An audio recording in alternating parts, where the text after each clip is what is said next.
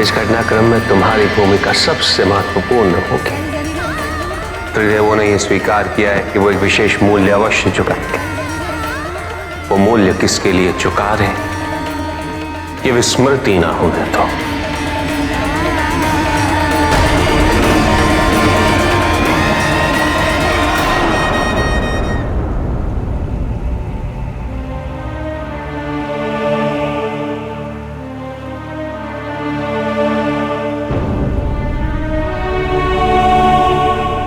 माता लौटी तो क्रोधित थी और तब से मौन है।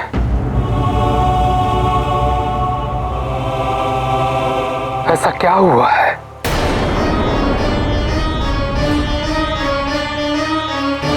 निसंदेह इसका संबंध लोहितांग से है। यदि उसने मां का अपमान किया होगा तो मैं नहीं भाई, हमें शीघ्रता में किसी भी निष्कर्ष या किसी भी निर्णय पर नहीं पहुंचना चाहिए। आइए पहले मां से बात करके पता करते हैं कि क्या हुआ है और हम उनकी क्या सहायता कर सकते हैं।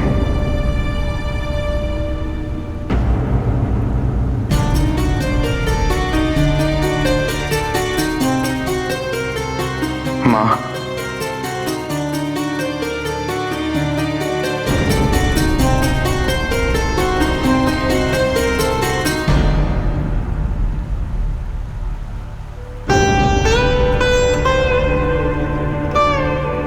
मां, पिताजी और मामा जी की अनुपस्थिति में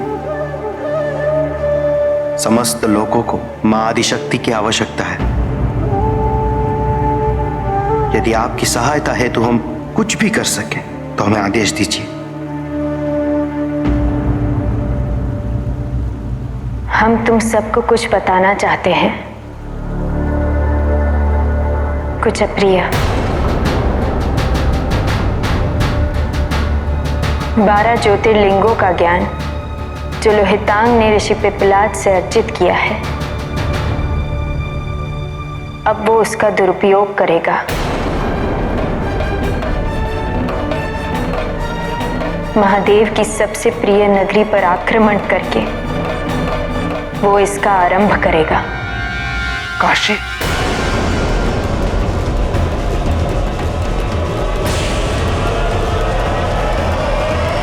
कार्तिकेय, स्मरण रखना, अभी तो केवल लोहितांग ने इस विकल्प का चयन किया है। जब वो काशी पर आक्रमण करने का दुष्कर्म करेगा, केवल तभी उसे उसका परिणाम भुगतना होगा।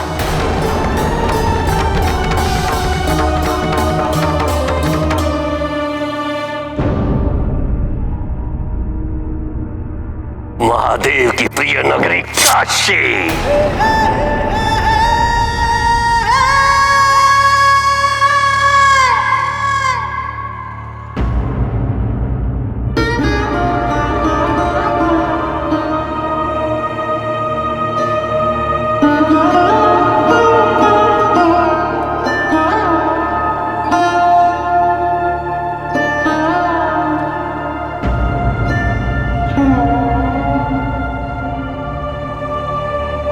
स्वामी अपने अतिथि को किसी भी प्रकार के कष्ट में देखते हैं तो उन्हें कष्ट होता है, और यदि आप भोजन नहीं करेंगे तो वो पुनः चिंतित होंगे।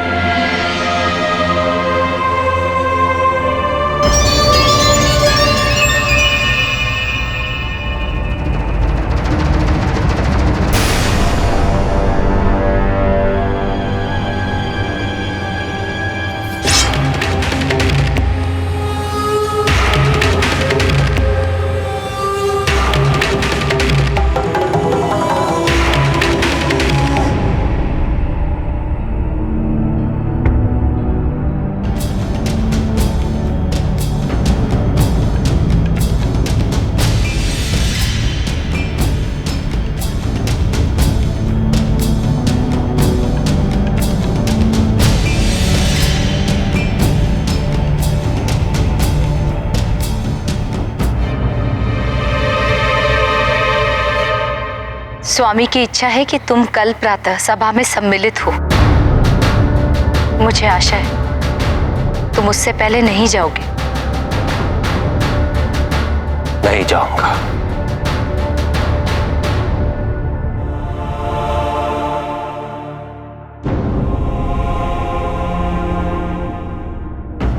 यदि आपने सच्चे मन से मुझे अपना बंधु माना है तो रुक जाइए।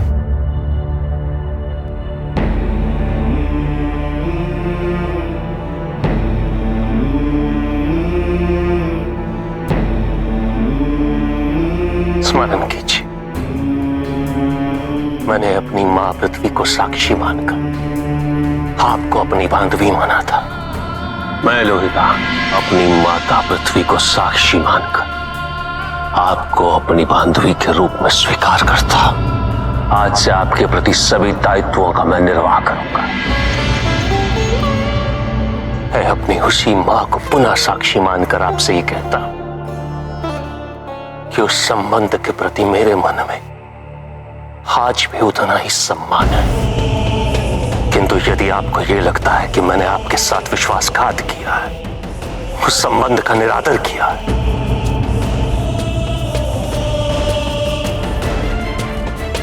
इसी क्षण मेरा शीश काट दीजिए। नहीं लोहिता, तुमने आज तक इस संबंध में कभी असत्य नहीं कहा।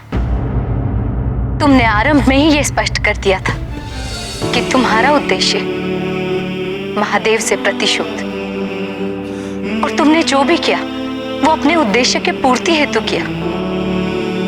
इसीलिए तुमने कोई छल, कोई विश्वासघात नहीं किया है बंधु।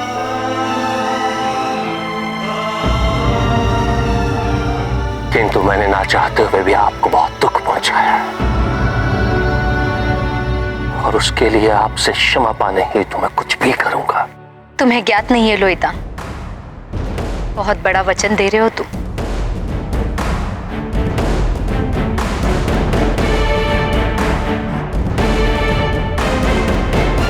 भली भांति ज्ञात है, और उस वचन की पूर्ति मैं अवश्य करूंगा। मैंने कल्पना नहीं की थी लोहिता कि एक दिन ऐसा आएगा जब मुझे पता नहीं होगा कि अपने स्वामी की रक्षा के लिए किससे प्रार्थना करूं। तुम मुझसे क्षमा पाना चाहते हो ना, क्षतिपूर्ति चाहते हो, प्रायश्चित करना चाहते हो, मान रखना चाहते हो ना इस संबंध का। अवश्य। तो मुझे वचन दो लोहिता, तुम मेरे स्वामी को कुछ नहीं होने दोगे।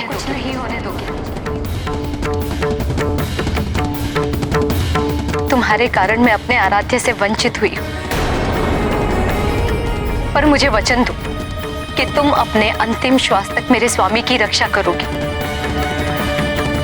बोलो, दे सकते हो वचन?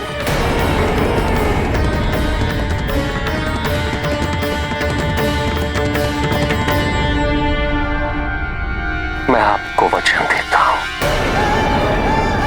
इस क्षण के उपरांत अपनी अंतिम श्वास तक महाराज शंखचूड़ की सुरक्षा का दायित्व मेरा होगा। अपने रक्त की एक एक बूंद में उनकी सुरक्षा के लिए न्यौछावर कर दूंगा। मैं तुम्हें क्षमा करती हूँ लोहिता।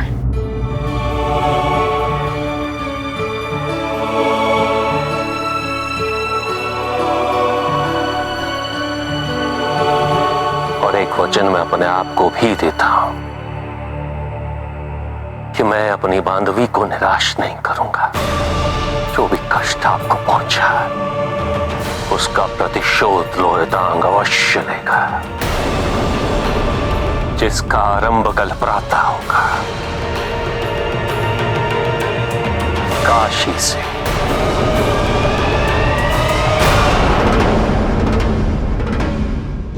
प्रभु, जब से आप अंतर्मुखी हुए मैं केवल यही सोच रहा हूं कि आपके और नारायण के लौटने तक इस संसार का क्या होगा।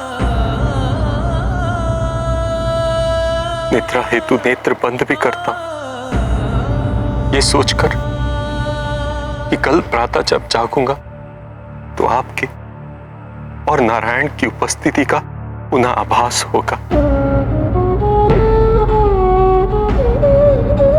किंतु प्रभु, ऐसा हो नहीं रहा।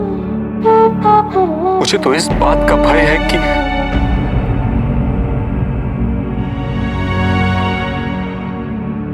आपकी यह कुलाहट ज्ञात है मुझे। महादेव और नारायण की अनुपस्थिति के अतिरिक्त भी कोई बात है जो आपकी चिंता का विषय बनी हुई। देवी, ऋषि भृगु का गणित कहता है कि लोहितांग काशी पर आक्रमण करने वाला है। आप चिंता क्यों करते हैं? अंधकार का अंत प्रकाश में ही होता है। किंतु देवी अनुसुया का कथन सर्वथा उचित है ऋषि अत्रि।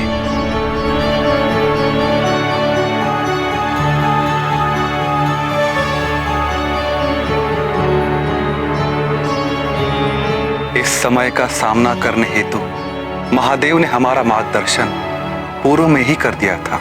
अर्थात हमें संसार में संतुलन को बनाए रखने के लिए पवित्रता के आधिक्य की आवश्यकता है। किंतु प्रभु, इस पवित्रता में कौन से लक्षण अनिवार्य हैं? अनेकों लक्षण हैं, किंतु इन परिस्थितियों में जो सबसे अधिक महत्वपूर्ण है वो है सतित्व, सकारात्मक ऊर्जा का सबसे पावन स्वरूप सतित्व। सतित्व से पावन पवित्र कोई ऊर्जा नहीं, और आपकी पत्नी देवी अनुसुया इस सतित्व की पराकाष्ठा है। लोहितांग की ऊर्जा कितनी भी नकारात्मक क्यों ना हो, किंतु देवी अनुसुया के सतित्व की सकारात्मकता से इस संसार में संतुलन अवश्य लौटेगा। यही महादेव का तात्पर्य था और इसी में उनका मार्गदर्शन निहित है।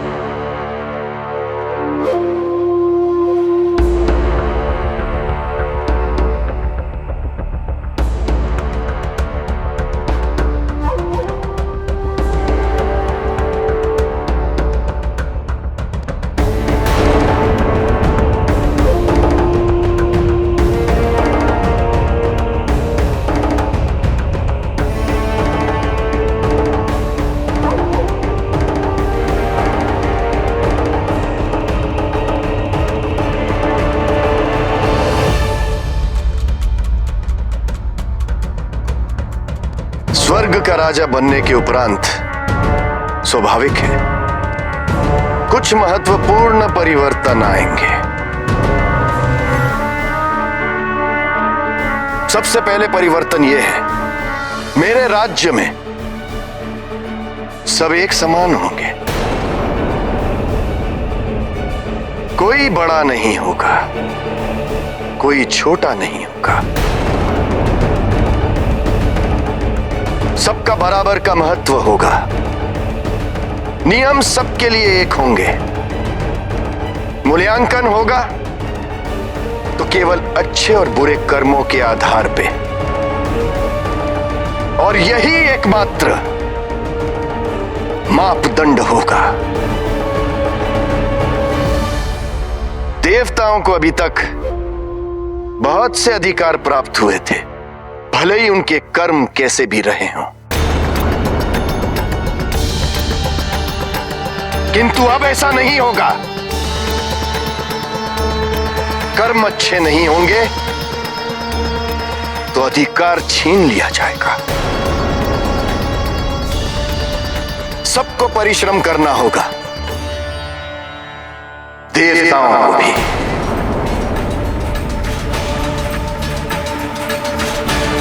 जो विशेष सुख सुविधाएं उनको प्राप्त थीं, वो वापस ले ली जाएंगी।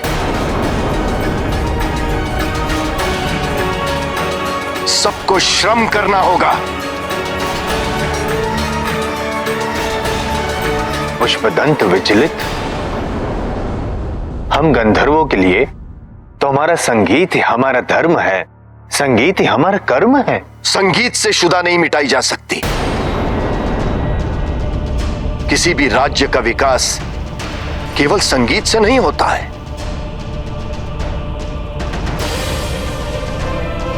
श्रम, सबको श्रम करना होगा।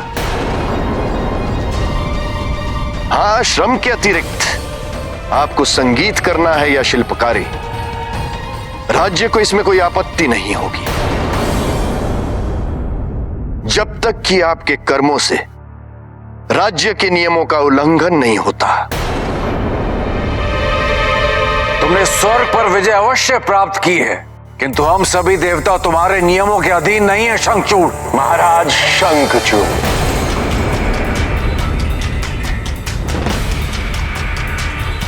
और हाँ इंद्र, तुम युद्ध क्षेत्र में कुछ कर्म फल की बात कर रहे थे ना, कि मेरे और महाराज शंखचूड़ के कर्मों की तुलना में तुम्हें अपने कर्म फल की कोई चिंता नहीं। पुनः विचार नहीं करना चाहोगे इंद्र? सबका समय आता है लोहितांग। निस्संदेह, निस्संदेह सबका समय आता है इंद्र, किंतु तुम्हारा समय चला गया।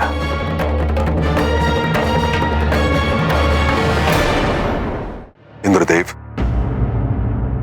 आपके और शंखचूड़ के मध्य यह तय हुआ था, यदि आप पराजित हुए तो आप तथा अन्य देवगण शंखचूड़ के बनाए नियमों के अधीन रहेंगे। किंतु मैं इस समय और कुछ मत कहिए इंद्रदेव, परिस्थिति पहले ही आपके अनुकूल नहीं है।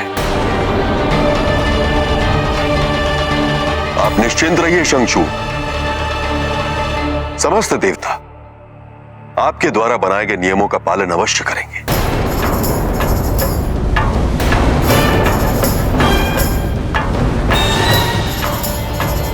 पुष्पदंत, ये जो हो रहा है ये उचित नहीं।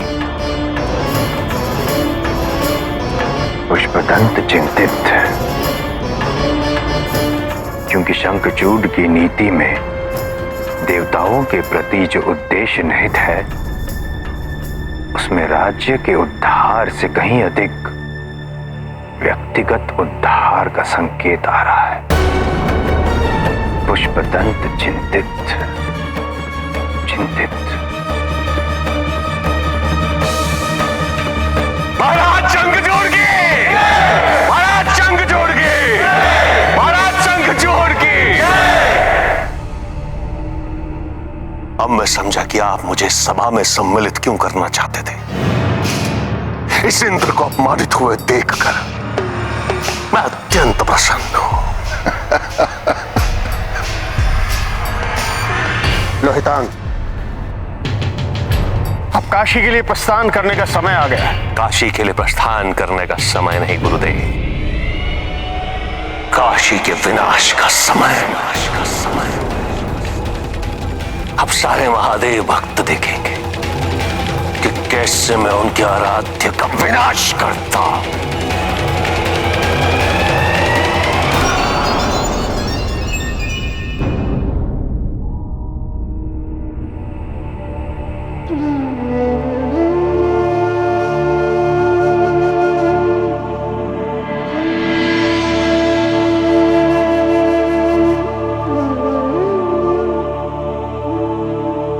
महादेव पार्वती अंश गणेश का तुम सबको आशीर्वाद है। आज ज्ञान चर्चा मैं करूंगा।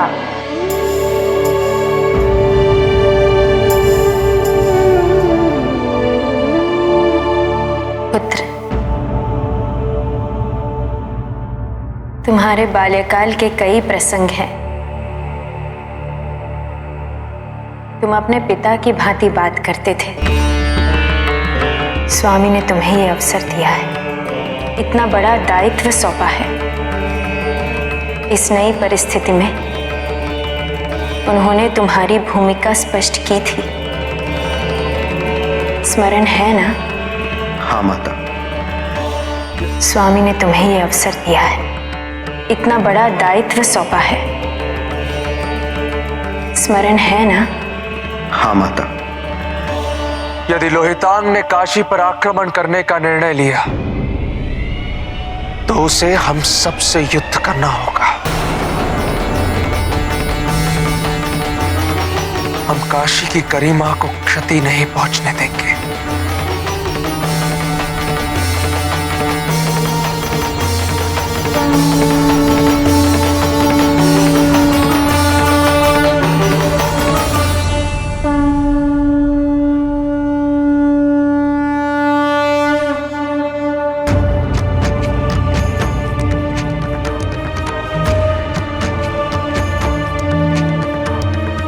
स्वामी,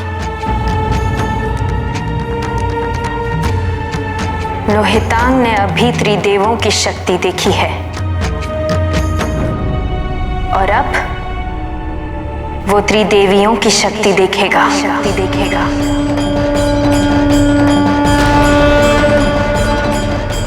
जब हम आपको और भ्राता नारायण को वापस लाएंगे।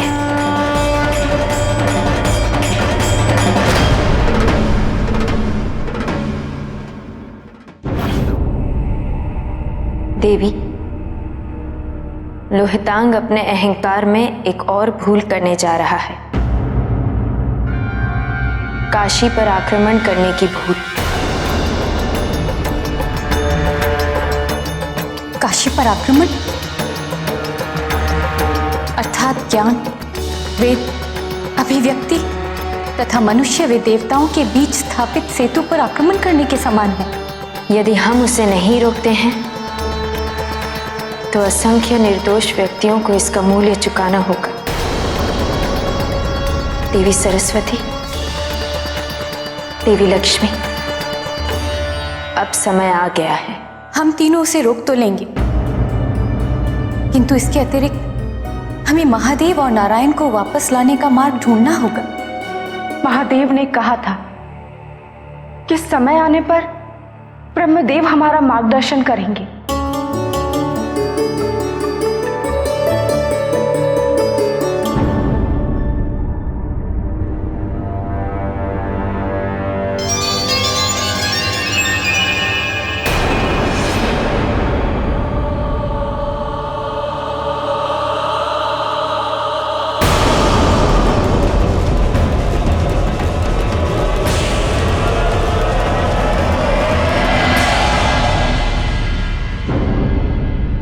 महादेव और नारायण को वापस लाने के लिए मार्गदर्शन हेतु त्रिदेवियों का यहां उपस्थित होना इस बात का प्रमाण है कि लोहितांग के पतन का आरंभ हो चुका है।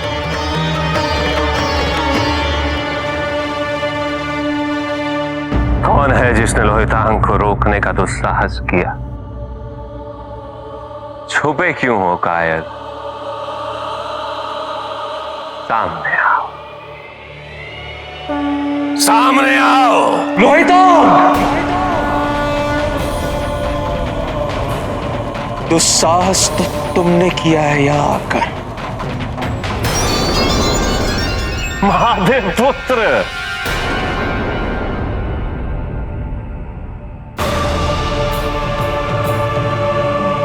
महादेव भक्त नंदी, महादेव पुत्र गणेश, उत्तम, अति उत्तम बालक कार्तिकेय। ऐसी कोई शक्ति नहीं है जो लोहितांग को रोक सके। लोहितांग को भी त्रिदेवियों की संयुक्त शक्ति का अनुभव हुआ ही कहा है। काशी में प्रवेश करने से पूर्व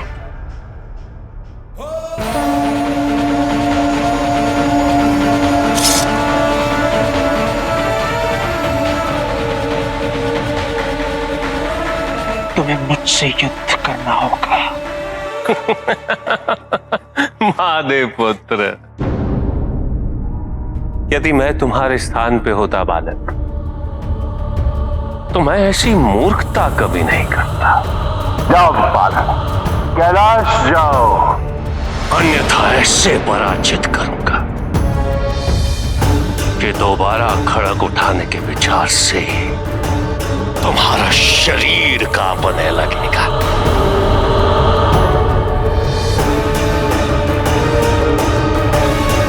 और स्मरण रहे बालक, इस बार तुम्हारी रक्षा करने ना ही तुम्हारे पिताजी महादेव आएंगे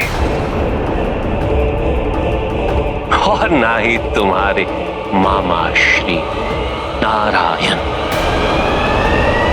आएंगे।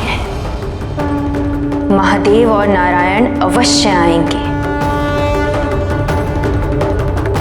उन्हें त्रिदेवियां लेकर आएंगी।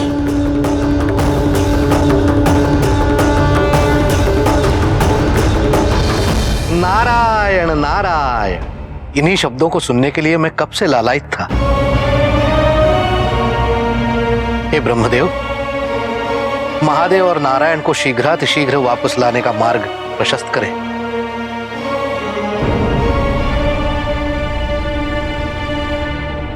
नारायण की अनुपस्थिति से ब्रह्मांड में असंतुलन उत्पन्न हुआ।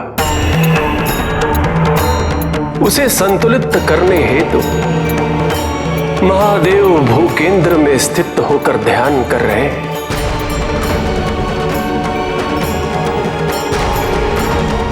क्योंकि उनके अतिरिक्त ऊर्जाओं की अस्थिरता को स्थिर कोई नहीं कर सकता है।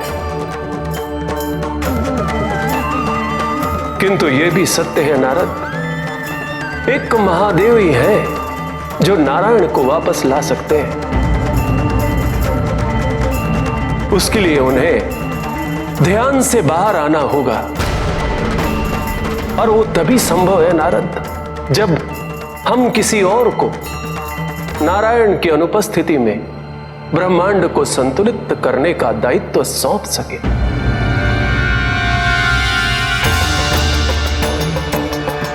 जब संसार में ऐसा संतुलन स्थापित करने योग्य कोई शक्ति हमारे पास होगी, तब महादेव उस दायित्व से मुक्त होकर नारायण को वापस लाने का दायित्व पूर्ण कर सकते हैं। अर्थात ऐसी शक्ति की आवश्यकता है जो नारायण की शक्तियों के बराबर हो। त्रिदेवों की संयुक्त शक्ति। कोई है जिसे उस शक्ति को जन्म देने का वरदान प्राप्त हुआ था त्रिदेवों से, और उस वरदान के फल स्वरूप उस शक्ति का संसार में आगमन भी हुआ। और अब त्रिदेवियों के आशीर्वाद से उस शक्ति का आवाहन संभव होगा देवी। ब्रह्मदेव, कहीं आपका संकेत? हाँ देवी, मेरा संकेत अत्रि और उनकी पत्नी अनुसुईया के संतान की ओर ही है।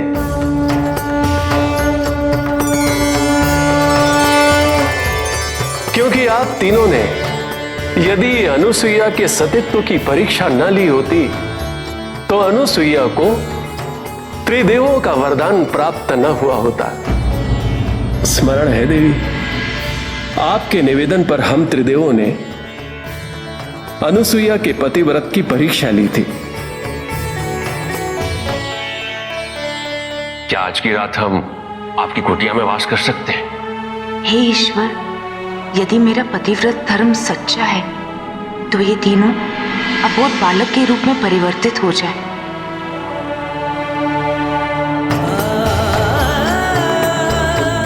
अनुसुईया, हमें क्षमा कर दीजिए। हाँ अनुसुईया, ये तीनों अतिथि जो आपके समक्ष बालक रूप में हैं, हमारे स्वामी हैं।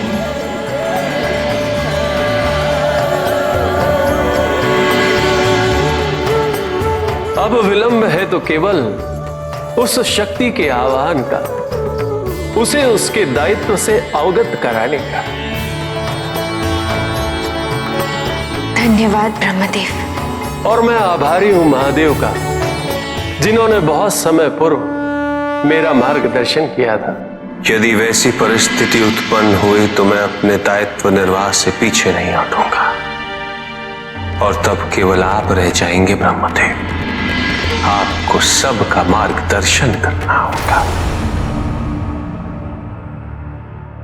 समस्त संसार अब उस दिव्य ऊर्जा के पुनरागमन हेतु ललायित है।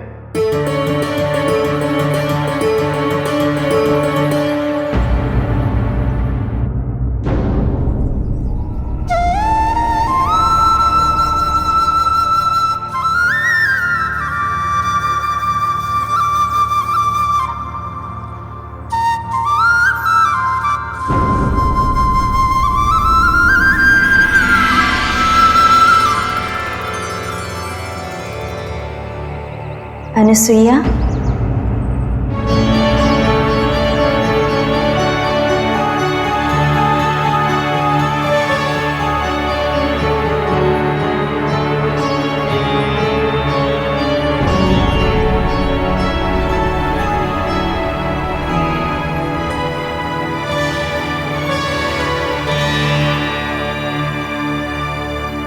धन्य हूं मैं जो आज त्रिदेवियों के पुनः दर्शन का सौभाग्य मुझे प्राप्त हुआ।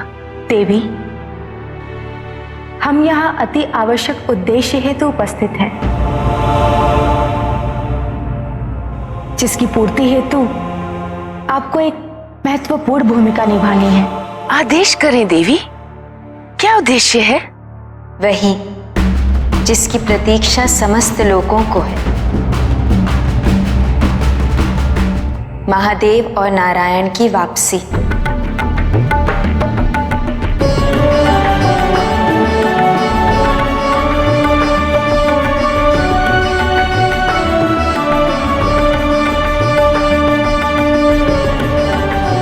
मेरी पत्नी अनसुईया महादेव और नारायण की वापसी में महत्वपूर्ण भूमिका निभाएंगी। अहो भाग्य माते, अहो भाग्य। किंतु माते, ये संभव कैसे होगा? उसी वरदान के माध्यम से जो इन्हें त्रिदेवों से प्राप्त हुआ था। आपने आज इस संसार के समक्ष सत्यत्व का सर्वोच्च उदाहरण प्रस्तुत किया, और इसके लिए आपको एक वरदान जो उचित समय आने पर फलीभूत होगा। त्रिदेवों की दिव्य शक्तियों से सुसज्जित आपका ही पुत्र है, जो इस संसार की ऊर्जाओं को पुनः स्थापित करने में सक्षम होगा। जब वो सक्रिय हो जाएगा तो महादेव के लिए ध्यान से बाहर आना संभव होगा, और तभी महादेव नारायण को वापस ला सकेंगे। हमारे पुत्र के लिए इतना महान दायित्व, हम धन्य हुए माते, हम धन्य हुए। युगों से वो कावेरी के तट पर तपस्या कर रहा है। उसका आवाहन करने का समय आ गया है।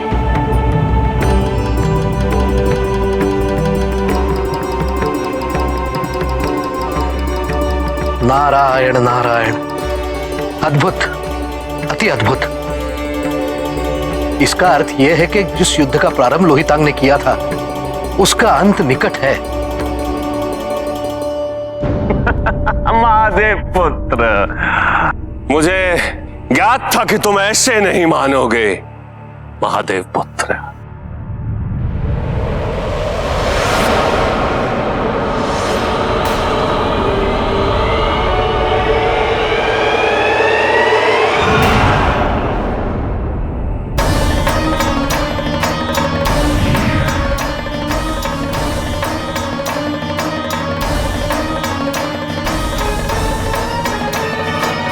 उत्तम, अति उत्तम महादेव पुत्र गणेश। गणेश, आपने अपनी ऊर्जा से सुरक्षा कवच निर्मित कर काशी और काशी के निवासियों की रक्षा की है। नंदी, मैं तो केवल पिताजी के आदेश की पूर्ति कर रहा हूं। तुम परम पूज्य हो और ये उपाधि तुम्हें किसी कारण से ही दी गई थी मेरे पुत्र, और अब शीघ्र ही परिवर्तित होने वाले संसार में तुम्हें ये भूमिका भी पहले से कहीं अधिक निभानी पड़ेगी। काशी पिताजी के अति प्रिय नगरी है। उनकी अनुपस्थिति में काशी और पिताजी के भक्तों की सुरक्षा मेरा दायित्व है।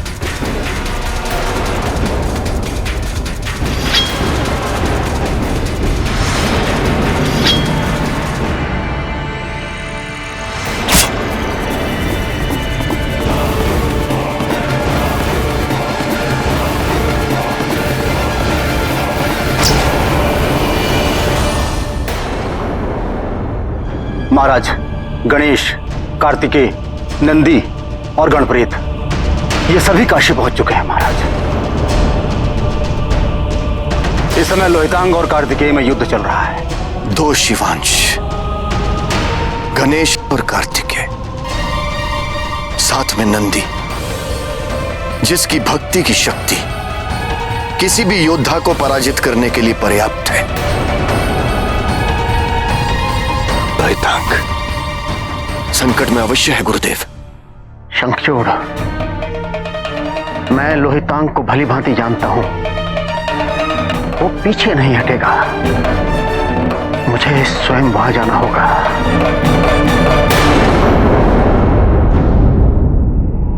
नारायण की कमी को पूरा करना असंभव है, किंतु संहार से सृष्टि की रक्षा के लिए, नारायण की सेवा के लिए मैं अपने पुत्र दत्तात्रेय का आवाहन करती हूं, जो कि स्वयं नारायण का ही अवतार है।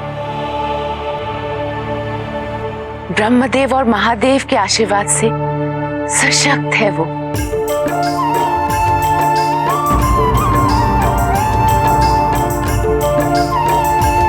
अनुसुईया पुत्र दत्तात्रेय उपस्थित हो।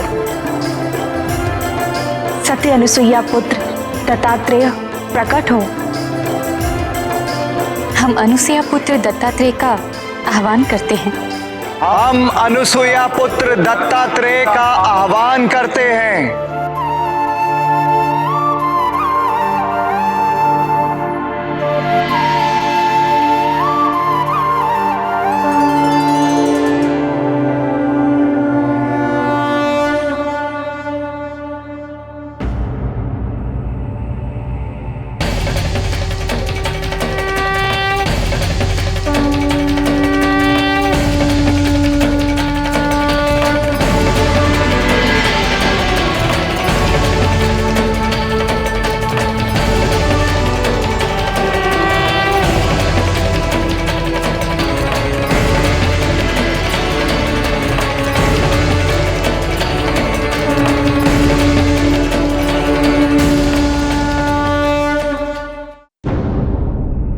ब्रह्मदेव, इस अद्भुत अलौकिक घटना का प्रत्यक्षदर्शी होने का सौभाग्य मुझे भी प्राप्त हो। आइए ब्रह्मदेव।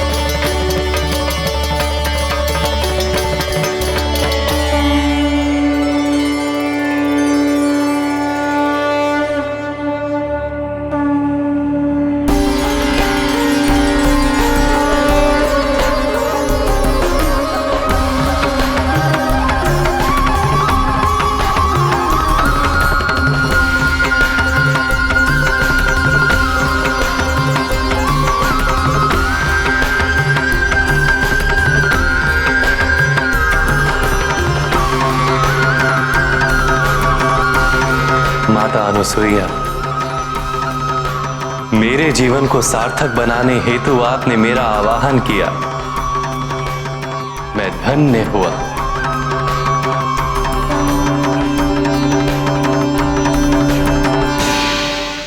नारायण नारायण, इस अद्भुत लीला को देखकर मुझे ऐसे आनंद की अनुभूति हो रही है जिसकी अभिव्यक्ति मैं केवल अपने संगीत से ही कर सकता हूं।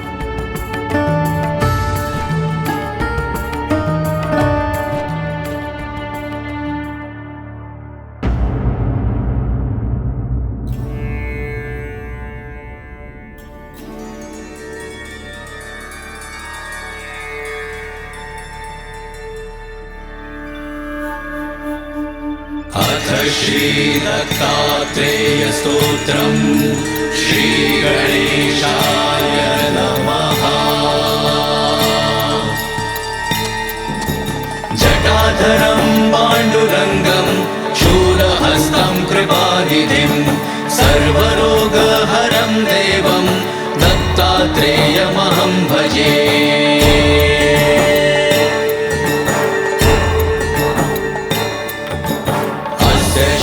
दत्तात्रेय स्तोत्र मंत्रस्य भगवान् नारद ऋषिः अनुष्टुप् छन्दः श्रीदत्तः परमात्मा देवता श्रीदत्त प्रीत्यर्थे जपे विनियोगः।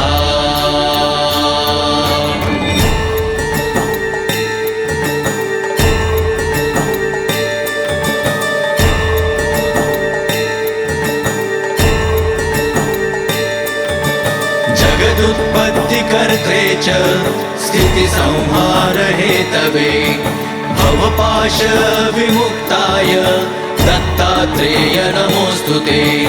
जराजन्म विनाशाय देह शुद्धिकराय च दिगंबर दयामूर्ते दत्तात्रेय नमोस्तुते।